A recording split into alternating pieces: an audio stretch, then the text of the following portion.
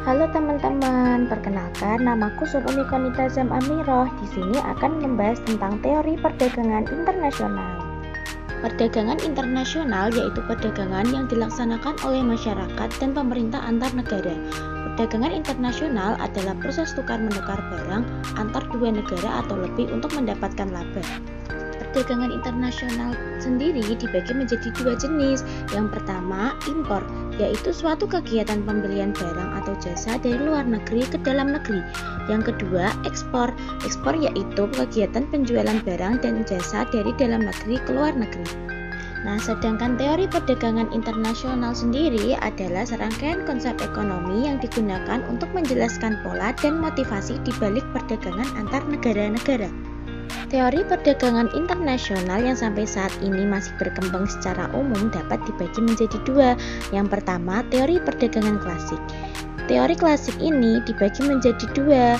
Yang pertama, teori keunggulan mutlak atau absolute advantage. Ini dikemukakan oleh Adam Smith, yaitu setiap negara akan memperoleh manfaat perdagangan internasional karena melakukan spesialisasi produksi dan mengekspor barang jika negara tersebut memiliki keunggulan mutlak serta mengimpor barang jika negara tersebut memiliki keunggulan mutlak. Teori klasik yang kedua yaitu teori keunggulan komparatif.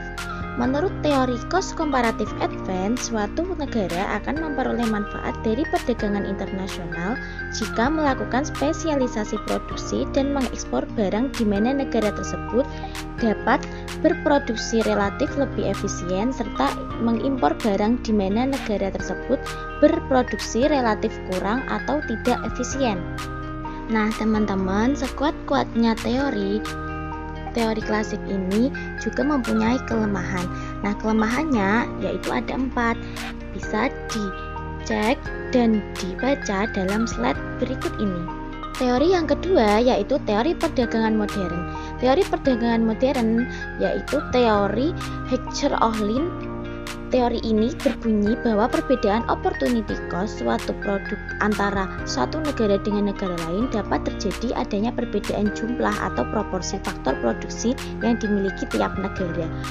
Dalam analisisnya, teori Heckscher-Ohlin menggunakan dua kurva, yaitu yang pertama isocost, yaitu kurva yang menggambarkan total biaya produksi yang sama. Yang kedua yaitu kurva isoquant, yaitu kurva yang menggambar total kuantitas produk yang sama. Kesimpulan teori Heckscher-Ohlin adalah yang pertama, harga atau biaya produksi suatu barang akan ditentukan oleh jumlah atau proporsi faktor produksi di masing-masing negara. Yang kedua, keunggulan komparatif dari suatu jenis produk yang dimiliki masing-masing negara akan ditentukan oleh struktur dan proporsi faktor produksi yang dimilikinya.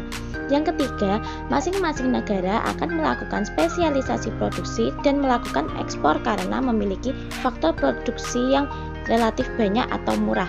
Yang keempat, sebaliknya, masing-masing negara akan mengimpor barang tertentu jika faktor produksi di negaranya relatif lebih sedikit atau mahal.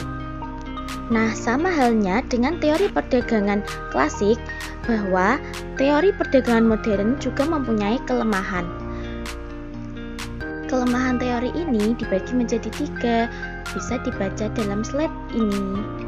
Nah, cukup sekian dan terima kasih pembahasan teori perdagangan internasional dari aku.